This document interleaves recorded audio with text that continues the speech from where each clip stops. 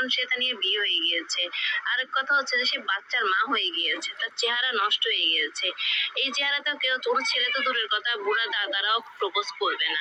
তাই জন্য নিজেকে একটু চেঞ্জ করার জন্য চলে গেলাম বিউটি পার্লারে গিয়ে নিজেকে আবার আগের রূপে ফিরিয়ে আনার একটু চেষ্টা করলাম। কিছুটা আনতে পেরেছি, আরো কিছুটা আনতে পারবো। ছেলের বয়স যখন 2 বছর প্লাস হবে, এখন তো ছেলে আছে, তাই জন্য এখন আর শুকাইতে পারবো না বা ওয়েট লসের কিছু খেতে পারবো না, কারণ ছেলে বেস্ট ফিটিং করাইতে হয় ছেলেকে। তাই জন্য এখন আপাতত একটু নিজের রূপচর্চা, হেয়ার, চুলের যত্ন নিই, আগের রূপে অবশ্যই ফিরে আসবো। এই দেখেন আমি বাচ্চা হওয়ার পর কেমন জঙ্গলি হয়ে গিয়েছি, আর এখন এমন কেমন লাগছে বল? এই আফার কথা শুনছেন? এই আফারে বিয়ের আগে নাকি 100-র বেশি লোক প্রপোজ করতো, বুঝছেন? তো এই আফারে তো সবাই চেনেন।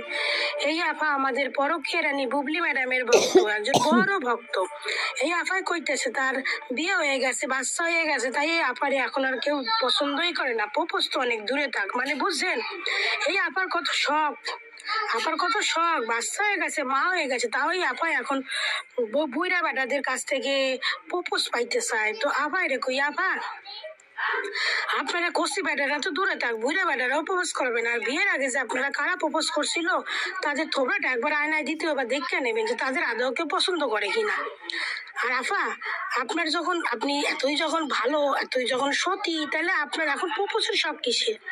এক বাচ্চা হয়ে গেছে, স্বামী নিয়ে সংসার করেন, ঠিক আছে, আপনার চুল কাটতে ইচ্ছা করছে, আপনি চুলটা কাটছেন, আপনি বুবলির মতো হতে চাইছেন, হন তো ঠিক আছে, চুল কাটতে হইতে চাইছেন তো খুব ভালো কথা, কিন্তু বুবলির মতো চরিত্রটাও আপনার নেওয়ার দরকার, বুবলির মতো পরকিয়া করারও আপনার খুব দরকার। আপনার এখন বাচ্চা হয়ে গেছে, মেয়েরা তো কুড়িতেই বুড়ি, আর মেয়েরা যদি বাচ্চা হয়ে যায় তার মানে তো মেয়েরা, আমাদের মেয়েদের কথাতেই আছে, বাচ্চা হয়ে গেলে তো বুড়ি হয়ে যায়। তারপরেও মেয়েদের আবার কিসের শখ থাকে বলেন তো? বুঝি ওই যে পরকীয়া রানীর ভক্ত না, তাহলে তো এখন পরকীয়া রানীর ভক্ত যখন, তার ভক্ত যখন হয়েছি, তার তো পুরোটারে কপি করতে হবে না? তো ভক্তর মধ্যে চুল কাটছি, এবার ভক্ত চরিত্রটাকেও তো কপি করতে হবে। তো হইয়া যান আপা, ওয়েট করে বসে আছি, বুবলির মতো সবকিছু হইয়া যান। হ্যাঁ, আপনার তো বর আছে, বাচ্চা আছে, তারপরে এখন আপনার একটু বুড়োদের কাছ থেকে, কচুদের কাছ থেকে আপনার প্রপোজ পাওয়ার খুব ইচ্ছা করতেছে। তো ভালো কথা আপা, আপনি যে উদ্যোগটা নিয়েছেন খুব ভালো কথা। চুলটা কাটছেন, ছেলে 2 বছর হইয়া গেলে রোগা হয়ে যাইবেন, দেখবেন একটু সাবধানে থাকবেন। রোগা হয়ে গেলে তো আবার 100-200, আবার তো 100-200 লাইন লেগে যাবে, তখন কি করবেন আপা? তখন কি করবেন? কার থেকে কার কাছে যাবেন বলেন? এই জন্য কই সঙ্গ দোষ খুব খারাপ, জানেন তো আপা, সঙ্গ দোষ খুব খারাপ।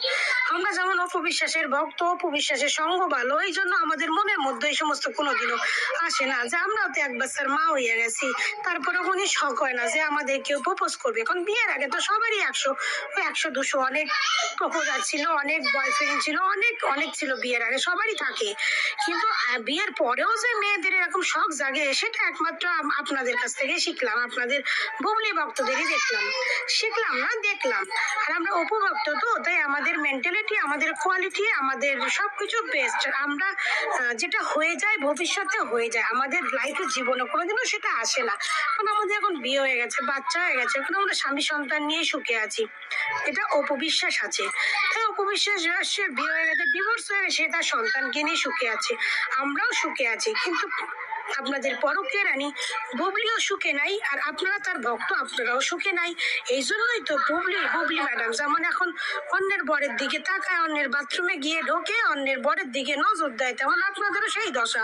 এখনো আপনাদের ছেলে হয়ে যাওয়ার পরে, বাচ্চা হয়ে যাওয়ার পরে, এখন আমরা চুল কাটতে রোগা হই, আপনাদেরও শখ, এখন আপনারা ছেলে পটাবেন, বুইরা পটাবেন। সত্যি আপা, একদম মানে যোগ্য লোকের যোগ্য ফ্যান, আপনাদের কি বলবো।